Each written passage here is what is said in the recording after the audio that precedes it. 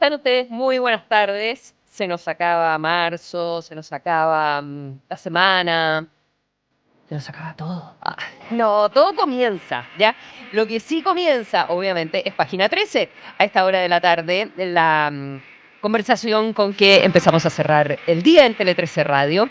Y nos acompaña, como todos los días, Quique Mujica. ¿Qué tal, Quique? Muy buenas tardes. Los días viernes es la última conversación de la semana, ya se los he dicho como 3 veces, pero es la manera de presentar a María José Ochea. ¿Qué tal, José? Hola, hola, ¿qué tal? ¿Cómo ha estado tu semana? Muy bien, intensa. Es como 48 de marzo, ¿no? Ya, ha estado inundada, copada, Pero imagínate, toda la zona. toda la zona. ¿Medida? Toda. ¿Ha estado medida? Medida no. Inunda la zona. Suena feo. Sí, pero consuelo. Bueno, estoy hablando de un concepto comunicacional del que vamos a hablar en un ratito más con la José Ochea, que es como de la estrategia comunicacional del gobierno, ¿ya? De tener harta noticia todo el rato.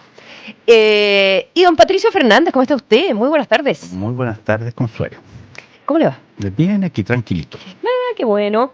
Oye, Venezuela. Vimos a Maduro. Bueno, no lo vimos porque uno lo ve con los dibujos, que es en la corte, pero tuvo su segunda comparecencia. Y a propósito también de eso, Pato, tú nos propones hablar de Venezuela, que la tenemos como ahí sola, triste y abandonada. ¿En qué va? ¿En qué va? Un poco en qué va, porque bueno, a propósito de que tuvimos a Maduro de nuevo aquí en las pantallas, ahora ya está de vuelta en la cárcel de alta seguridad de Brooklyn, más flaquito y con un bigote más disminuido, como se pudo ver en los dibujos, porque imágenes no se pudieron ver, pero los testimonios dicen eso, y tiene para rato un juicio que lo vamos a seguir viendo. Puede ser momento como decir, a ver, ¿qué ha significado su captura y la intervención norteamericana en Venezuela? Es poco feliz todavía lo que se puede decir, o todavía no hay nada que celebrar. La economía no mejora, hay mayores permisos para invertir en explotaciones petroleras y se han disminuido las sanciones que Estados Unidos tenía sobre Venezuela, pero esto todavía no se nota para nada en la población. En lo que va, sigue teniendo la inflación más alta del mundo, 600% anual. En lo que va del año, el bolívar ha perdido un 20% de su valor. O sea, si es que el 1 de enero costaba 367, $1 eran 367 bolívar, hoy día son 450, y en el mercado negro 650, o sea, por decirlo así, desde que esto sucedió, el caos económico no cambia, el retorno de gente a Venezuela es cercano a nada, y más bien incluso han continuado saliendo gente de Venezuela. El malestar de la población sigue bastante vivo, o sea, se están quejando mucho la gente hoy día de pobreza, y empieza a cundir los reclamos, y lo que padecen, además, como si fuera poco, es que el autoritarismo del régimen también a su vez permanece. Las marchas no son permitidas. Por eso te iba a preguntar, porque quizá de todo lo que tú describes, yo habría pensado que al menos hubo, como parte de la negociación con Estados Unidos, liberación de presos políticos. Hubo una liberación de un porcentaje de presos políticos, sigue habiendo, y los cambios políticos se están viendo más bien o sea, esta semana de hecho vimos cambios políticos súper importantes. La actual presidenta Delcy Rodríguez hizo 13 cambios ministeriales de 32 que podría ser. El más ruidoso ha sido el de Padrino López. Pero todos los cambios desplazan el madurismo, o buena parte del corazón del madurismo, pero no, por así decirlo, el régimen chavista, para decirlo de alguna manera. O sea, son sustituidos personajes cercanos a Maduro por otros fieles al régimen, al sistema que ha estado imperando. Ya cambiaron, como decíamos, a Padrino, que era el ministro de Defensa, cambiaron al de Transporte, al de Energía Eléctrica. Menciono los ministerios porque me gustaron los nombres de algunos ministerios. Los encontré. ¿Cuál, por ejemplo? Ministerio Padrino. Está el de hidrocarburos, que es entendible que exista. Está el de educación universitaria, que es distinto del otro, pero el que más me gustó fue el de ecosocialismo. Ministerio de Ecosocialismo. Que es del Medio Ambiente, ¿no? Que debe ser, supongo. Es como de la Convención 1. supongo. ¿Cierto? Después, constituyente.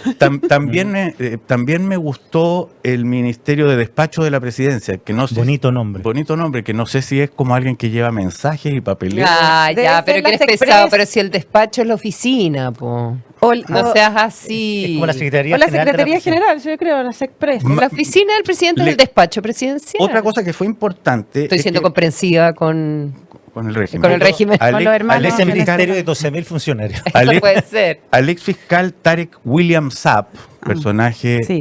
bastante connotado y muy de confianza entonces de Maduro, lo sacaron de fiscal, pero lo pusieron en la gran misión Viva mi Venezuela querida, que es ¿Qué hace? un proyecto que desarrolla la música y la cultura popular. No te Iba a puedo decir que iba a creer. ser un Pero folclore. no es degradación eso. No. Es un cargo menos importante, pero lo curioso es que se mantiene muy en el círculo. Tarek Ah, William Saab ahora está encargado de un proyecto cultural. Sí. El Wow. coro. Ahora, al que relevaron de su lugar era a Alex Saab, que es otro personaje. Que Alex Saab Es el testaferro. el testaferro de Maduro, un colombiano, empresario colombiano. Alex Saab es de Barranquilla, barranquillero. Personaje que sí ha sido como muy, acusado de corrupción y de lavado de dinero, y un personaje, digamos, bien turbio y oscuro, porque así como tenía vínculos con Maduro, tenía unos vínculos también con el uribismo en Colombia, pero a ese se lo corrieron, y de alguna manera entonces lo que está buscando Delcy, según dicen muchos de los que siguen de cerca esto, además, es proyectar su gobierno, es seguir adelante. ¿Qué cosas uno podría preguntarse con lo que está sucediendo acá? ¿Cómo sigue esto en el corto, en el mediano y en el largo plazo? Y ahí las comparaciones se hacen principalmente con lo que sucedió en algún momento en Panamá, cuando sacan a Noriega, y de alguna manera con Irak. Los riesgos, lo que se espera por delante es que este año haya un crecimiento mucho mayor. O sea, están esperando incluso un crecimiento de 2 dígitos. Porque, Harto. porque resulta que desde el año 14 hasta el año 22, Venezuela perdió un 75% La tasa de del PIB. comparación, Por lo claro. tanto, los primeros saltos que debiera pegarse esto, de hecho, es raro que no se estén notando ya, porque es como que parte de muy abajo y entra ahí en algo que fueron... Paco, y tengo una pregunta. Tú que has ido a Caracas, Sí. ¿hay una vida normal en alguna parte en Caracas? ¿Hay vida así como que vamos a un Starbucks, hay auto grande, hay barrios seguros? O sea, en Caracas, la parte, como te dijera, el barrio alto caraqueño, digamos, que se llama, estoy en este minuto, bueno, está Palo Alto y está uno que se me está olvidando en este momento el nombre, que es el más famoso de todos, Altamira. No solo es normal, sino que desde los momentos más, hasta los momentos más turbios y difíciles del chavismo, se reunía la alta burguesía en sus country, en sus clubes de golf, se paseaban como unos sudafricanos en tiempos del apartheid, vestidos con sus tenis de tenis. A partir de cierto momento, yo te diría que ya en los últimos 5 o 6 años más o menos, no le faltaba nada. Y gente, ¿por qué esa gente se quedó ahí? De hecho, perdón, el madurismo hizo negocio con el empresariado y hay grupos que se quedaban ahí porque tenían intereses importantes y Ya. porque mantuvieron relación con el gobierno. Perfecto. Ese negocio siempre se hizo ahí. En el último tiempo, la economía venezolana, que se había pegado el porrazo, que sabemos, o sea, entre el 14 y el 22, como les decía antes, perdió un 75% del PIB y pasó de ser una de las economías más importantes de América Latina a ser la última. Pero a partir de cierto momento esto se estabilizó. Se normalizó en su catástrofe, por decirlo mejor. Hay un mundo bien pequeño que yo conozco un poco por, no sé, casualidades de la vida, en realidad, pero de gente con alto recurso económico, que es como de centro izquierda, que se quedó, que es opositora al gobierno, pero que se quedó y que igual tiene, que está ahí a la guaite de que esto se reabra. Ahí está Vitarte. Que denuncian como la corrupción, pero que tienen negocios igual con el gobierno y que, o sea, no No es nada de poco. todos los ricos se fueron. los ricos muy opositores en general sí, porque también había como problemas de persecución o etcétera. Pero, como decías tú, esos barrios siguen funcionando. ¿No? Y tú Son ibas- muy cerrados, pero siguen funcionando. Claro, son espacios chicos. Además, empezó a disminuir la delincuencia, la criminalidad en la misma medida en que en otros lados aumentó. Pero la verdad es que lo que hizo muy difícil la vida en algún momento en Caracas era eso, ¿eh? Y que era la criminalidad y la delincuencia común. En Caracas, durante mucho tiempo, nadie nunca paró en un semáforo en las noches. Y te lo decían al llegar. Ya, sigue Y derecho. La Sí, gente rica no pare. fue antes de la caída de fondos de Chávez y todo por lo mismo, por un tema de seguridad. Muchos se fueron. Muchos se fueron Hay a Estados barrios, Unidos antes. habían barrios muy lindos, digamos, a los pies del Águila, que es el cerro que está ahí, que quedaron prácticamente vaciados, desérticos, o sea, se fueron todos. Pero como decía la Consuelo, hubo otro mundo nada insignificante que acordó y transó con el régimen y se quedó. Bueno, no solo no podías parar en las luces rojas. A mí me pasó ir con unas personas en un auto y por atrás nos chocó una moto. Y el tipo, lejos de bajarnos a ver qué es lo que le pasaba, aceleró. O sea, ese tipo de cosas. Ahora, eso ha bajado mucho en el último tiempo. A mí me tocó ver tiroteos en el centro de Caracas, cerca de la Plaza Bolívar. Y cuando tú lo veías como una cosa así como muy particular, te decían, no, esto es bastante frecuente. Ya, la gente seguía caminando. Sí, la gente sigue Oye, caminando. ahora, ¿de qué se trata entonces la intervención de Estados Unidos en Venezuela? Y me parece que es algo que todavía no logramos comprender. Porque de hecho entre los propios cambios, o sea, al que pusieron de ministro de Defensa, sacan a Padrino López y ponen a Gustavo González, Sí, un fiel. que es de los malos. O sea, era como el jefe de espía, estaba como en las casas supervisando tortura de opositores. ¿Pero ese era madurista o era chavista? Era O madurista, las dos cosas. era las dos cosas, y era madurista no no del nivel de proximidad de Ah, Padrino que ya. era, pero ya Padrino era, no sé, Su padrino. si aquí hay 4 nombres, digamos, si aquí hay 4 nombres, son Maduro, Diosdado, Delcy y su hermano Jorge, y Padrino. Esa era de alguna manera la cúpula. Una de las preocupaciones ahora por delante justamente es si se va, es que no se generen rupturas en la Fuerza Armada. Esa es una de las preocupaciones para generar estabilidad, porque cuando tú aquí dejas un Estado, digamos, en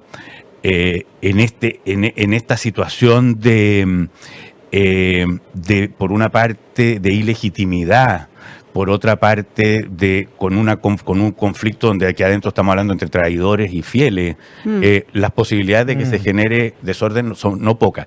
Y en términos económicos, lo que me contaba un personaje también era que actualmente la economía venezolana tiene muy pocas posibilidades de actuar por sí misma, porque toda la plata del petróleo se va a las arcas del Tesoro norteamericano. Y el Tesoro norteamericano dispone. Entonces, lo que La sucede... colonia. Pero Claro. ahora con la demanda por petróleo deberá dejar algo. po. Bueno, pero lo que sucede con eso es que si tú tuvieras esto, casi nos podría permitir hablar de de cosas que se discuten en Chile actualmente. Si la economía venezolana poseyera autónomamente manejara sus recursos, hoy día podría estar endeudándose, para decirlo así. Podría operar a cuenta de una riqueza que maneja y tiene. En la actualidad no puede hacer nada de eso. No puede disponer tampoco de sus recursos. La Es raro. cuenta Esto- está en Qatar. La cuenta donde depositan todas las plata. O sea que Estados Unidos supervisa y la cuenta Y la pueden gastar en bienes que son a su vez proveídos por Estados Unidos. según el supervisado por Estados Unidos y proveídos por Estados Unidos. O sea, es como las monedas de la salitrera. Exacto.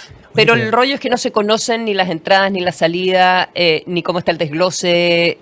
No se conoce nada de la cuenta en Qatar. Qué intervención más extraña la de Trump. ¿Ah? ¿Y por qué ¿Y qué salto podemos dar con este tema que nos ha convocado también últimamente? Bueno, el modelo de intervención que se está haciendo aquí podría ser el que se aplicara en Cuba.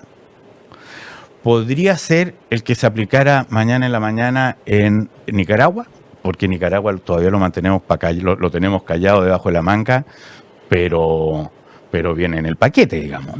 Pero Ortega como ese puede convertir al capitalismo mañana. Como Delcy, tal vez, y Claro. como algún nieto de Raúl Castro, tal vez. También. Entonces, esto habla mucho de los tiempos que corren.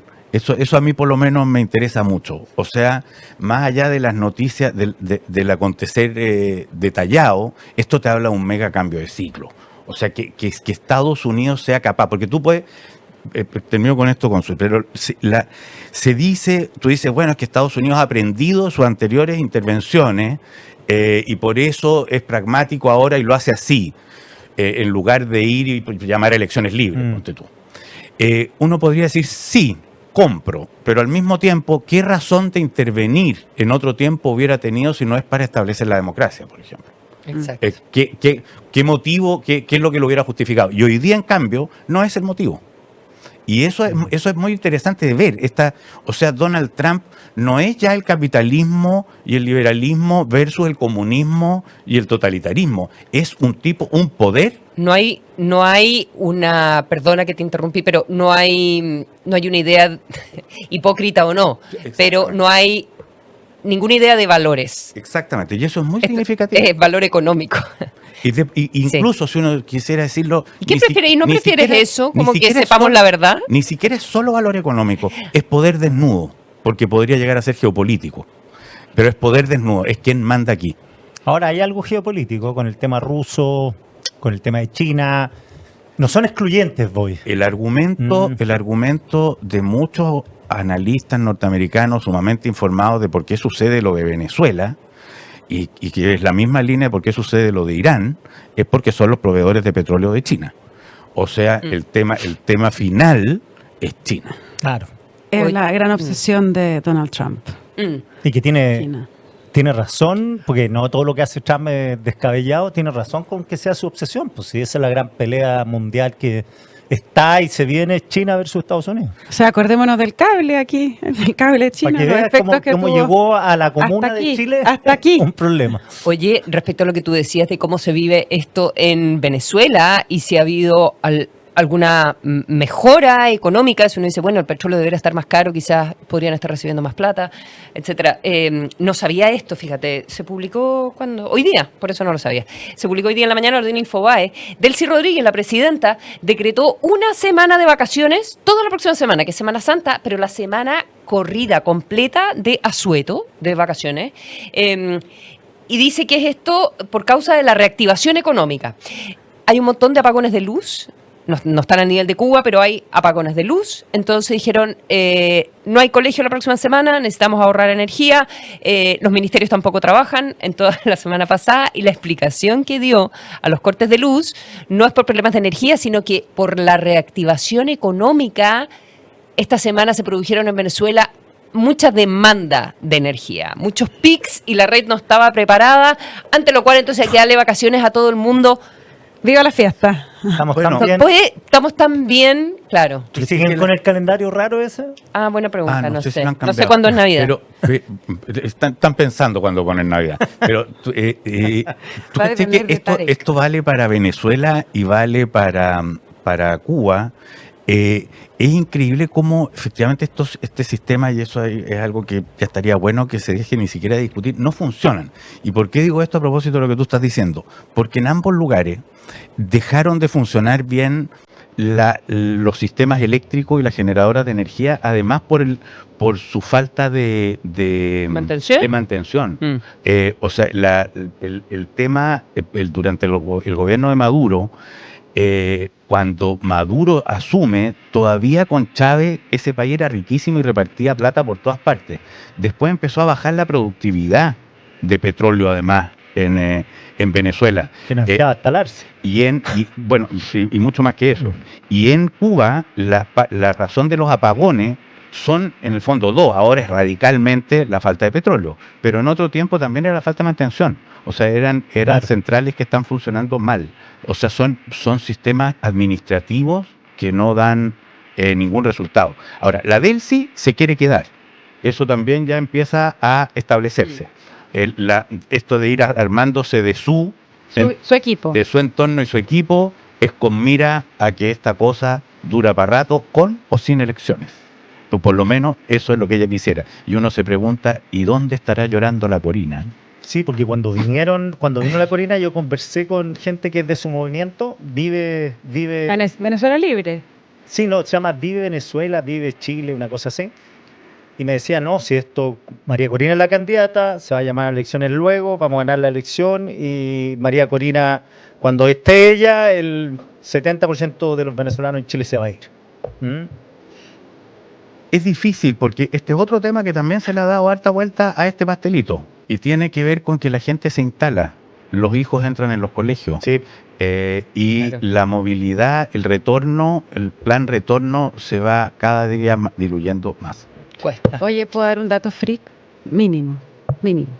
Que partimos hablando de las imágenes que habíamos visto en los dibujos de Maduro ayer en la corte.